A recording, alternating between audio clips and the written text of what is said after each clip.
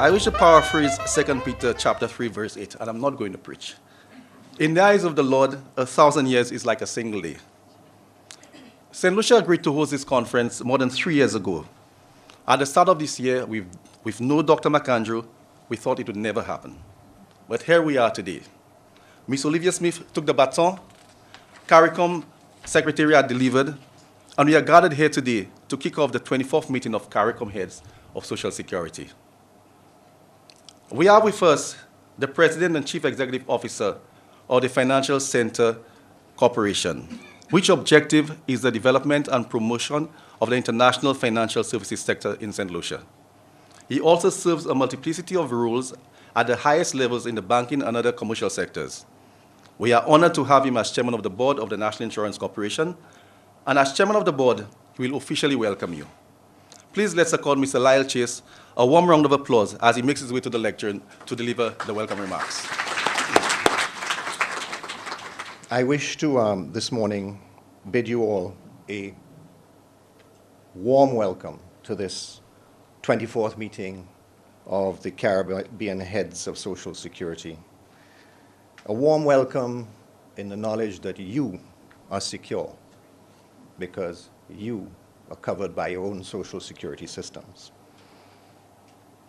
As Chairman of the Board, it is an honor to be here with you today. But I'd like to digress slightly and say to you that my friend and neighbor, the father of Social Security, is here with us, Mr. Francis Compton. Francis was a former director and former chairman.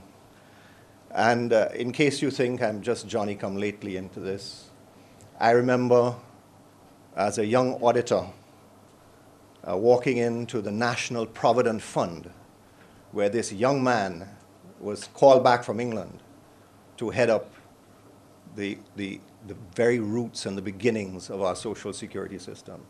This was Francis Compton. Well, he's still a young man, but he now chooses to do fishing rather than to be directly involved in our social security. It's not often that we're able to bring delegates together representing the vast cross-section of the Caribbean, from the Bahamas in the north, and we've heard now St. Martin, on the brink of being a part of us, hopefully, to Guyana in the south. When these opportunities arise, we should embrace them. We should embrace them to learn about and to exchange best practice in the industry and to create lasting friendships. That is, after all, the root of Caricom. You're here today representing your various social security organizations. The significance of the responsibility which you are tasked is reflected in the Caricom Agreement on Social Security, the preamble of which echoes the principles of the revised Treaty of Chaguaramas. Amongst the objectives of Caricom are the improvement of standards of living and working and enhanced functional cooperation, including more effective operation of common services and activities for the benefit of our people. These words affirm that we are to be unified in our approach to deliver social security services through the application of the principles of equality of treatment, as well as the protection and maintenance of all Caricom residents. Social security in the Caribbean is still in its infancy. As our actuary recently pointed out, some of us have yet to graduate to the second generation of persons benefiting from access to our services. As active participants in the process, we see our institutions maturing and seek ways to secure their continuity while bettering the administration of the systems entrusted to our care. Many of you would have attended the World Social Security Forum held last month in Doha, Qatar. My director tried to persuade me to go, but unfortunately, my schedule was just too busy and I couldn't make it. The importance of social security in the lives of people in the world was reaffirmed by the Forum and given support by ISSA's launching of its Center of Excellence with the ultimate aim of excellence in social security delivery. As reiterated by the ISSA Secretary General, Hans-Horst Konkolowski, in his closing remarks, social security is, above all, about people and about their well-being. And we all share the view that it is indispensable as a catalyst for social solidarity and a condition of social justice. The nature of our work involves being involved in the lives of people from birth through maternity benefits to death and beyond through survivors' benefits. In most instances, we bring dignity to our citizens who would otherwise face abject poverty when they cease to work. Former American President Jimmy Carter said that Social Security program is a pact between workers and their employers, that they will contribute to a common fund to ensure that those who are no longer part of the workforce will have a basic income on which to live. It represents our commitment as a society to the belief that workers should not live in dread that disability, death, or old age could leave them or their families destitute. Social security within Caricom faces many challenges, including economic volatility, demographic changes, changing labor markets, population migration, increase in chronic conditions, and the extension of coverage to the informal sector. Your discourse here will not resolve all of these issues. However, in the words of Lao Jia, founder of tourism, a journey of 1,000 miles starts with a single step. And may I add, each step should take us closer to our goal of providing security for the most vulnerable in our society. Your conference here is one such step. May it be a mighty one, on firm footing, and in the right direction. From reviewing the schedule, you have a two days, packed days of both sessions, and I see that our director has made sure that you have a packed agenda of social activities as well. And I know that he's a tremendous host, so you are going to enjoy yourselves, even though you work hard. I encourage you to strengthen the ties of camaraderie between yourselves during these 2 days. As we all will, you get into difficulty, it will be good to know that you have a collective Caribbean shoulder to lean on. We people in the Caribbean like to refer to ourselves as family. It is hoped that by the end of this visit, you have indeed experienced family atmosphere here in St. Lucia. I encourage your enthusiastic participation in the discourse, which should result in meaningful and practical resolutions to the problems confronting our social security systems. The waters that embrace the shores of all our countries bind us in common history. The problems which confront all our peoples compel us to collective action. As we are fond of saying in the region, we all in this thing together. It is my fervent hope that initiatives such as this will sooner rather than later lead us to the inevitable realization that Caribbean integration must come from the people of the Caribbean, and that we cannot afford to procrastinate any longer in making this a reality.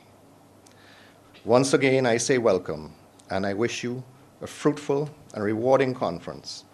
And bearing in mind the season, may I wish you all a peaceful and enjoyable Christmas season. I thank you. On the occasion of this 24th meeting of the Caribbean Community Heads of Social Security, it is with distinct pleasure that I bring you greetings from the Secretary General. It is his wish that I extend thanks to you for the invaluable contribution you continue to make to this important process. We look forward to a continued close collaboration with member states. 1.5 of a decade has expired since Grand Aunts. As you will recall, it was the last major turning point in our efforts to advance regional integration. It must be evident that after 15 years, if we were to measure the investment in financial, human resources, and political capital, that the total would be a considerable sum. We therefore cannot afford to lose this investment. And while our efforts have faced some setbacks because of the global economic crisis, and the worst appears not quite over, this is not the time to lose our courage, vision, and our aspirations of what regional integration was supposed to contribute to the development and the survival of our people. The Caribbean integration process of the Caricom single market and economy represents a positive response to globalization furthered by the desire of governments of member states. The integration process, while not without its challenges, has made impressive advances towards a unified social and economic space, including the Caricom Agreement on Social Security, the Caribbean Court of Justice, and the Common External Tariff, among others. Our task now must be to work towards its consolidation. This consolidation means completion and implementation of agreements and decisions we have already taken in the areas of CSME and building upon such as the memorandum of pooling of reserves and sharing of technical resources. This means taking measures that will continue to create new opportunities for the people of the Caribbean community. In this regard, we must evidently continue to develop and strengthen the regime, for example, in the area of transference of Social Security, which is part of the wider framework for the free movement of skills within the CSME.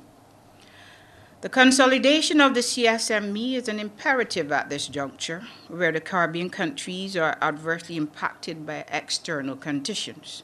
The global economic crisis, globalization, and the erosion of trade preferences serve to strongly suggest that Caribbean governments and populations should conceive the CSME as an opportunity for member states to reposition their productive potential and to ready ourselves through practical modalities to increase efficiency, competitiveness, and our social and economic conditions. Social security protection is one of the most important anchors of the free movement regime. Without this anchor, there would be much less confidence in the arrangements for free movement. Its pivotal role in the free movement regime must therefore not be underappreciated. Towards this end, Social Security is a crucial fundament. Over the last decade, issues concerning Social Security have become items high on the economic and political agenda of member states. This is especially so in light of the demographic projections, as according to the studies undertaken by colored consultants on the behalf of the Caricom Secretariat has indicated. The study revealed that sustainability of the Caribbean social security systems will face major risks due to aging populations. Migratory flows will also affect the system in similar ways. For example, both will change the demographic profile of a state, and if the cost of contributions does not match the benefits granted, then the system's deficits will be increased.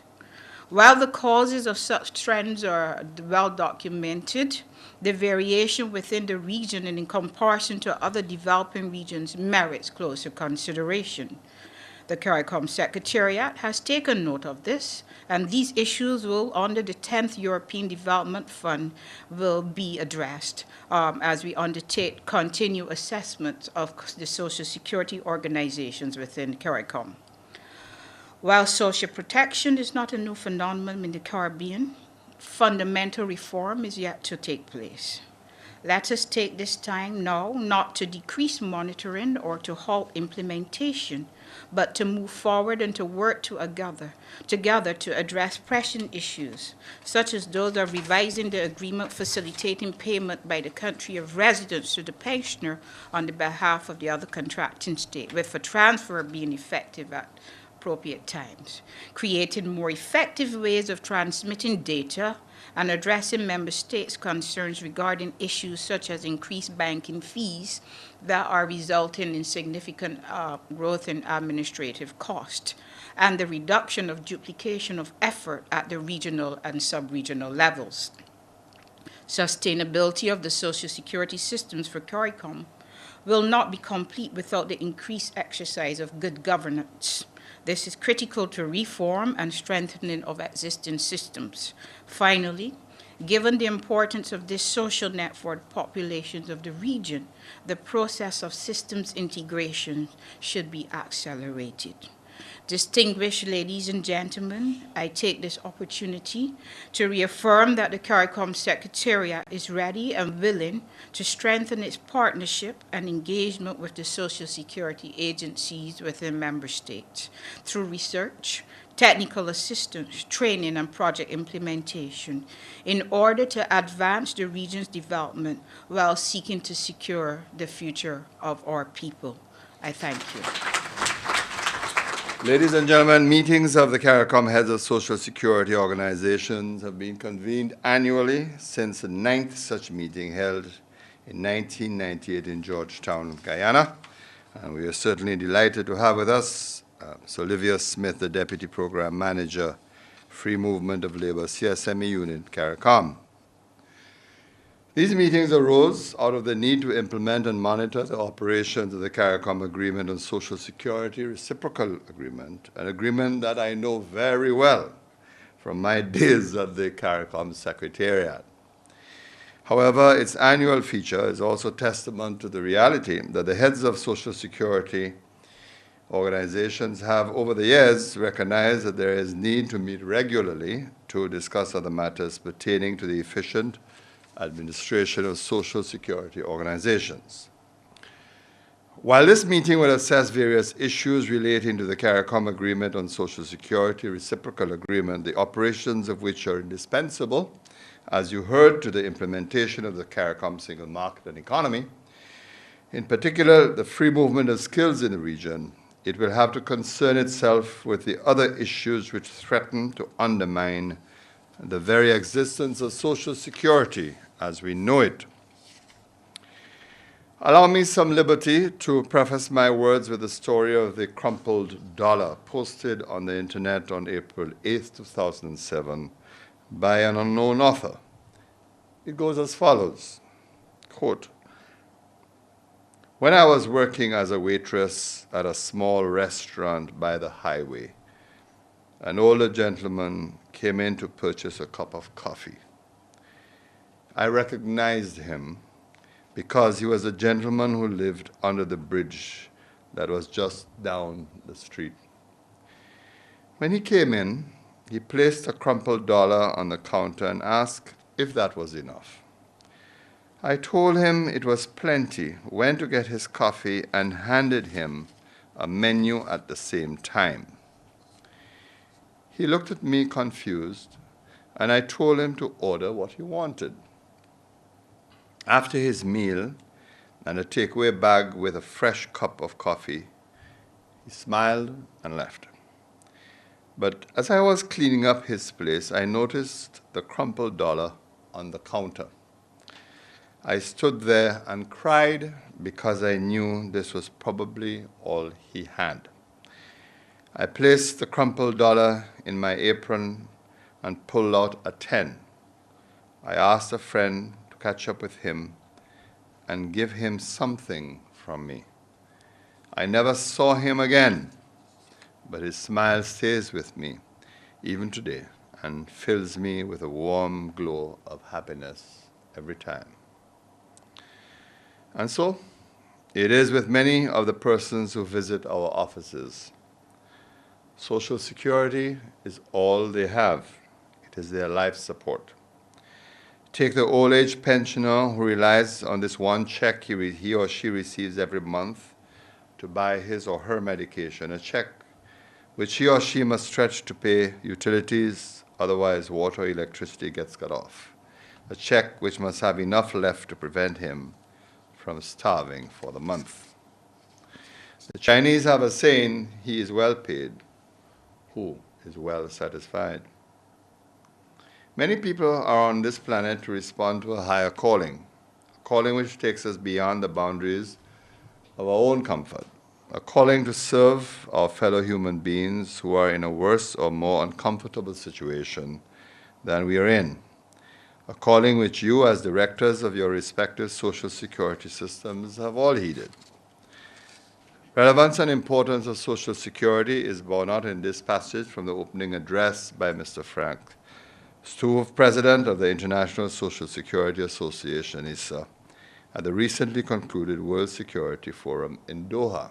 He says, from the first seconds of a person's life from birth until the last moments of life, Social Security contributes to dignity and prevents misery. For societies, Social Security supports stability and cohesion. Social security systems are indispensable elements of social inclusion, social peace, and justice. And for economies, Social Security contributes to ensuring the stability, capacities, and human capital that are preconditions for economic development and growth. I would not like to imagine the dire consequences of the recent financial and economic crisis, he adds, of the continued economic volatility of natural disasters and other shocks on our societies without the existence of Social Security. Social Security matters, unquote. And this rings especially true for small, vulnerable societies and countries as ours. The systems you are charged with administering play a pivotal role in all of our countries. In St. Lucia, the National Insurance Corporation continues to play a major role in St. Lucian society in terms of its contribution to the social, cultural, and economic development of the country. This was recognized in the report on the 10th actuarial review of the fund, which noted that, quote, given the size of the NIC reserves when compared to the GDP of the country, NIC reserves represent 46% of St. Lucia's GDP. NIC is richer than the government. And that's the reality. The capacity of the NIC to generate economic growth should not be underestimated. Indeed, in addition to its primary role of providing social protection to our people, the vision statement sees the NIC as playing a leading role in national development, while its mission statement requires the National Insurance Corporation to assist in the development of our nation. Your institutions play no less a critical role in your respective territories. Even in the best of times, you are all therefore carrying an arduous responsibility on your shoulders. However, Social Security is continuously being buffeted by numerous challenges with the potential to seriously compromise the sustainability of the systems. Confronting these, keeping them in check, and overcoming them is more likely to succeed from collective effort, making forums like this one that you're about to embark on even more necessary. The chairman of our National Insurance Corporation spoke of these challenges. Some I will repeat, but what are some of these major challenges at this time? The first I wish to mention is suboptimal investment portfolio diversification. This may result from constraints on investment of Social Security surpluses. To varying degrees for your respective countries, the investment of surplus monies is constrained by the need to support the foreign reserves of the national economy and the responsibility to contribute to economic growth and development.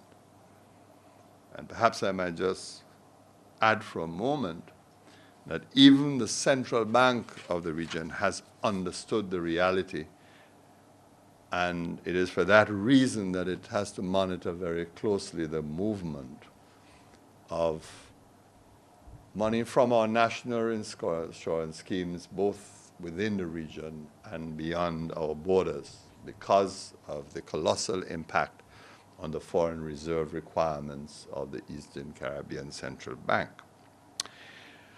Closely related to this is the infancy of financial markets. This poses a challenge to Social Security organizations to obtain the assets for the varied asset classes, which would allow for adequate portfolio diversification.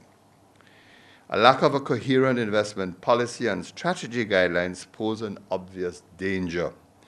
Contributions paid into the fund must be available to meet the various benefit claims, but in particular, pension obligations as they arise in the future. However, given the incidence of inflation and the expected decline over time in the ratio of active contributors per pensioner, it is imperative that monies be invested to allow the fund to increase the level of benefits in payment to offset inflation and to supplement contributions to meet future pension obligations. A supplementary source of income would have the effect of requiring a smaller but necessary increase in the contribution rate or less stringent tightening of the benefit provisions to meet the shortfall in financing. This is where the importance of social security investments become apparent. Contributors pay monies into the fund. They expect the monies to be there when they retire, and they expect the benefits they get to be relevant where buying power is concerned.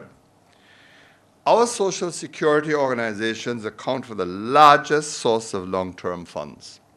However, because of the constraints previously mentioned, it is not uncommon to see an overwhelming percentage of the investment portfolio concentrated in the local markets. This lack of diversification carries with it obvious dangers, as was so painfully demonstrated by the devastation of the Grenadian economy by Hurricane Ivan in September 2004. The second challenge to be faced is the impact of the demographic changes in our region, and we were alerted to this by the chairman of our own National Insurance Corporation. This is a fascinating issue. Really fascinating, and I don't know how many of you are looking at the undercurrents currently taking place in the region. On the one hand, we have an aging population, and it means more pressure is being placed on our national insurance schemes, a point I shall return to in a few minutes. But on the other hand, the unbelievable is beginning to happen, that we are seeing a declining birth rate, even in our own country. This defies the popular perception and view that we are busy making babies all over the place, but it seems that the birth rate is actually declining. We are now part of a global phenomenon. Many other countries are beginning to experience the same trend. But if you think that may be a good thing, then you have to think twice. If lowering birth rates are being supported by rising levels of unemployment among our young people, it means that the prospects for continued collection of NIC contributions will weaken in the days ahead. So, when, therefore, we have had to take the very bold decision of increasing the pension age,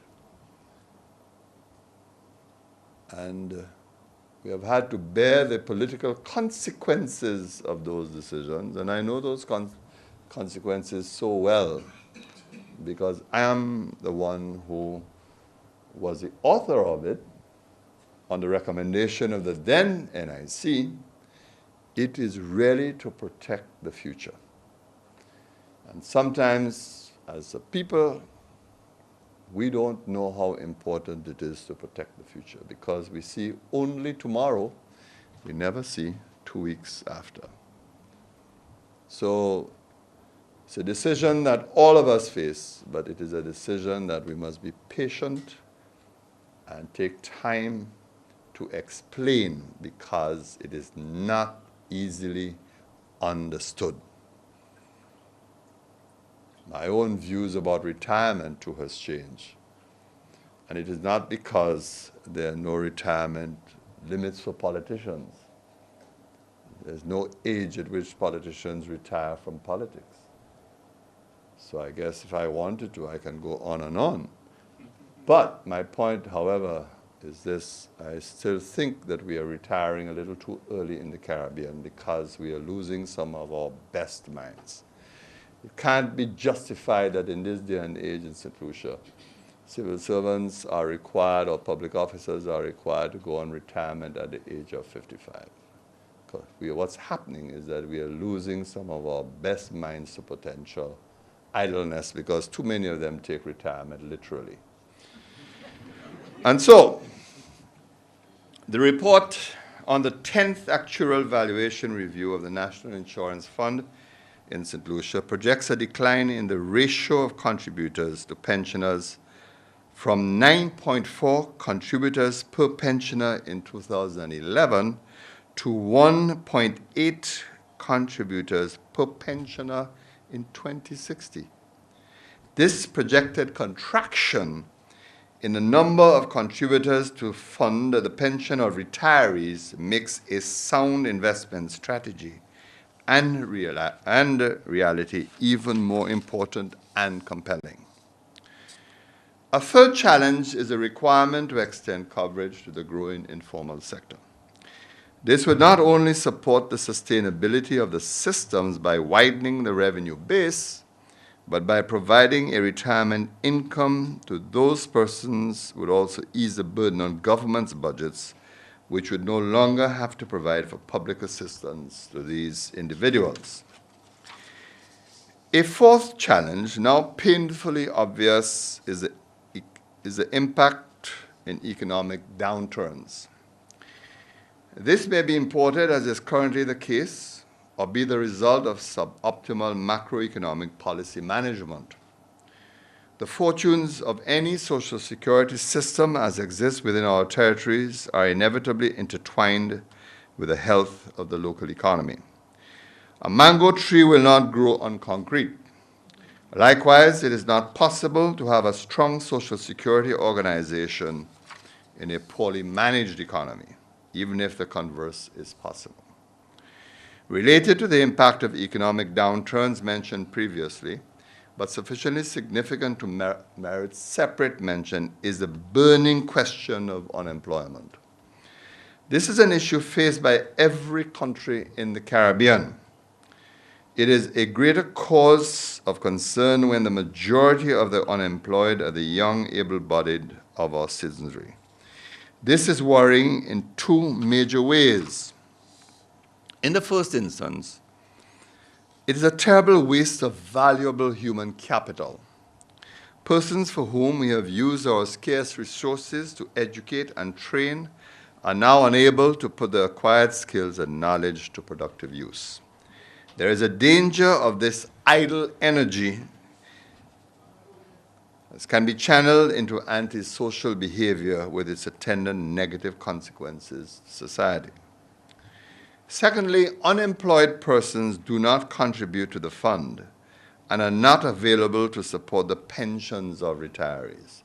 And I keep on underlining this, the pensions of retirees, because it's a generational responsibility. Yes, the retirees contributed towards their pensions, but the generation that is in current employment is in fact contributed to the maintenance of the pension of those retirees by our own contributions and by our investment choices. This is a little delicate point that we have to hammer home so that our people can understand that they too, by their own efforts, are not only contributing to those who have gone before us, those retirees, but in fact preparing for ourselves in a different way, because the responsibility will fall back on the generation behind us. So persistent high-level unemployment adds to those factors which erode the ratio of contributors to pensioners. Then there's this other challenge we cannot ignore. It is the effect of the new imperatives of the world order, trade liberalization and globalization. Though there are opportunities opened up by these developments, the imperative for small developing countries like ours to compete on a level playing field with the highly industrialized, more developed economies leaves us at a significant disadvantage. The pull of capital towards the stronger economies away from those like ours that are less able to attract it robs our economies of the fuel needed for growth. Then, too, there has been the painful impact of HIV/AIDS. Our Caribbean is the second worst affected region, second to sub-Saharan Africa by HIV/AIDS. Some of the costs to the social security systems are seen relatively early. Increased payouts for sickness, invalidity, survivors, and funeral benefits. The more deleterious effects manifest themselves in the depletion of our human capital, arguably the most valuable resource we have in this region. This further exacerbates the declining ratio of the number of contributors to each pensioner. I have listed as a final challenge one you've heard about both from the representative of Caricom and the chairman of our National Insurance Corporation, inadequate governance. And I'm going to spend a few moments to talk about issues of governance. The International Social Security Association, ISSA, in its recently published Good Governance Guidelines, provides the following definition of good governance. It says, in the context of Social Security administration, the ISSA defines governance as the manner in which the vested authority uses its powers to achieve the institution's objectives, including its powers to design, implement, and innovate the organization's policies, rules, systems, and processes, and to engage and involve its stakeholders. Good governance implies that the exercise of the vested authority is accountable, transparent, predictable, participative, and dynamic, unquote. Some of the just mentioned challenges are considerably outside of your control to resolve. However, a sound, well-managed institution is better placed to succeed. Lack of good governance structures weaken institutions and set them up for failure. Since I have focused on good governance of social security systems, then it seems to me that I could share with you just a little, some aspects of our governance arrangements here in St. Lucia. We have been fortunate, or should I say visionary, in St. Lucia because of key decisions taken in the past which contributed to the National Insurance Corporation being recognized as one of the more successful social security organizations in the English-speaking Caribbean. Indeed, the National Insurance Corporation lost no money from the CLICO debacle or from the stock market crash and following the recession from 2000 onwards, which devastated so many economies. Even more noteworthy is that even though there was a drop in the rate of growth, the dollar amount of contributions collected annually never declined when compared with the previous year. We are obviously doing something right, and if we can, I guess you can too.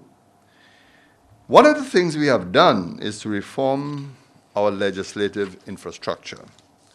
Since the introduction of Social Security, our legislative infrastructure has gone through three major cycles of change. Initially, as you heard, we had, like most states, a National Provident Act. A major change occurred in 1978 when we enacted the National Insurance Act No. 10 of 1978. This act sought to provide a St. Lucian worker with some degree of protection from certain risks associated with old age, sickness, and occupational and other hazards. This has been achieved through the collection of contributions and other income and the payment of various benefits in the event of sickness, invalidity, maternity, hospitalization, survivorship, retirement, injury, and death. All familiar to you because all your acts essentially make provisions for these things. The National Insurance Act of 1978 was replaced in 2000 by the National Insurance Corporation Act. However, the objectives of the fund remain unchanged. Monies to the fund, which is surplus to current needs, are to be invested in accordance with Section 21 of the 2000 Act. The legislation governing the operations of the NIC, and specifically Section 21 of the Act, allows the NIC to invest in the following classes of assets: the acquisition and development of land. Number 2, the purchase, construction, and rental of buildings. Number 3, loans. Number 4, government bonds and securities. And number 5, shares and debentures in bodies corporate. As I mentioned earlier, we were sufficiently visionary that under my administration way back in 1999, the NIC formulated an investment policy and guidelines to govern all future investment of surplus funds. What may surprise you is that I, as Minister for Social Security, approved the recommended asset allocation, which provided for no more than 25% of the investment portfolio of the NIC to be in government assets. Today, I can proudly proclaim that total NIC investment in Government of St. Lucia notes, bonds, and treasury bills is still below the 25% of its investment portfolio. If we can, you can too. Of course, that could change, but I will tell you that any such change would require very compelling circumstances. The administration of the National Insurance Corporation is the responsibility of the National Insurance Board. Although the minister with responsibility for the National Insurance Corporation appoints the board, legislation prescribes 2 members each for the represent employers, employees, and government, plus the director. It has been the practice of my administration to select non-government representatives to serve on the board of the NIC, in the main from amongst nominees from the recognized bodies representing employers and employees. This provides a reasonable balance to ensure independence of the board. I think we might just digress for a moment to emphasize a key philosophical point. The funds of the National Insurance Corporation are to be held in trust, and they are to be held in trust for 2 principal classes: the employers and the employees, the workers of this country. It is vital for all governments to understand this, that they're nothing else but trustees of those funds. It's a little point of philosophy that is often lost to everyone. But we are all nothing else but trustees. Supporting the board are key committees which, with the exception of the investment committee, are selected by the board. These are Audit Committee, which has ensured the existence of a functioning internal audit department within the corporation. The Human Resource Committee ensures independence in the staffing of the organization, leaving recruitment policy in the control of the corporation. Believe it or not, in my entire history as a politician and as Minister of Finance with Social Security, no director of the NIC could ever say that I have called them and asked for the employment of any particular individual in the National Insurance Corporation. None. Never done it. I don't know if that level of trust is always deserved, but I've never done it. Because, again, there's a second philosophical pillar that we need to recognize, that we have to protect not just the integrity of the corporation, but its independence, because, as I said, we are no more than mere trustees. Then there's the investment committee. The composition is prescribed by legislation, which provides explicitly for only 1 of the 5 members to be a government employee. All investment proposals, government or otherwise, are considered on their merits and approved only if the investment criteria are met. There is also the added comfort that that body is advisory and its recommendations are subject to approval of the board before they can be implemented. Perhaps as I close and reflect on these governance arrangements, I should tell you that even though the National Insurance Act allows me to set policy for the board, to give them directions, never in my life as a Minister of Finance I have had to invoke that section and prescribe policy in written language to the board. Never. Mind you, I've threatened them once or twice to do so, particularly over investments, when I've asked them to be very careful how funds are invested, but I've never done so. And that is really an indication, again, of how effective our governance arrangements have been and how important the trust that exists between successive governments, I would add, and the National Insurance Corporation. Our legislation mandates an actuarial review of operations of the National Insurance Corporation to be carried out every 5 years. Given the long-term projection and the ever-changing economic conditions, the National Insurance commissions an actuarial review every 3 years. If you are not doing so, I really want to urge all countries here to do so. No new benefits are proposed before an actuarial study is conducted to determine the impact on the sustainability of the fund. Critically, these reviews are made available to Parliament so that members of Parliament would have an opportunity to review the findings of the report and to be better informed about future decisions. It doesn't follow that, of course, people would accept those decisions. That's a different issue. But I just want to stress how important it is to make regular reports to the public, to our Parliament, consistent with the logic that we are mere trustees.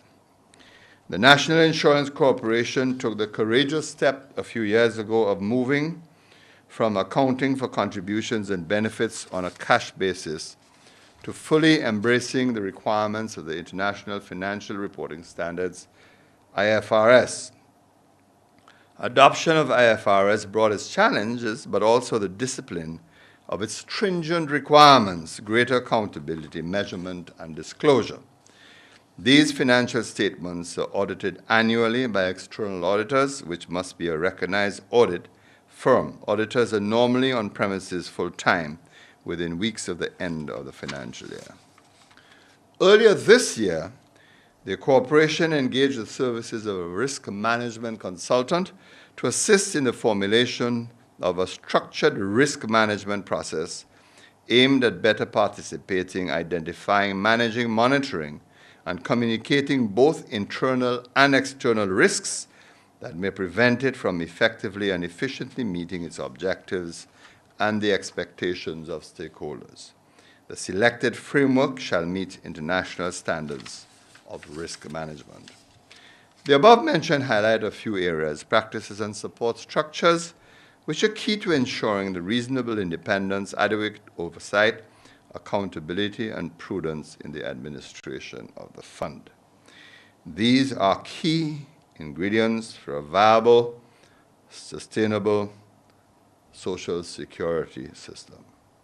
And today, we should spare a thought as we go through these rather turbulent economic times with all its challenges, and in each of our countries, that we give thanks and praise to the fathers of our social security systems, because in these turbulent times, our social security systems would be the bedrock, the very foundation on which we will have to rely as we nurse our countries to economic health once again. The dual critical role of Social Security is aptly captured within the mission statement of the National Insurance Corporation to ensure that every St. Lucian enjoys social and financial protection and to assist in the development of our nation. This is a long-term commitment, which makes it imperative that the systems remain effective and sustainable. This can only be achieved if governments resist the temptation to use the fund as an extension of the central government, allow the independence of the board and management in the administration of the systems, and provide reasonable oversight to ensure accountability. This is a sure path to ensuring that our social security systems will be around for security systems for the future. Ladies and gentlemen, I really want to thank you. Thank you for being such a wonderful audience. You all look rather attentive as I addressed you in what could well have been a rather boring address this morning. Thank you very much.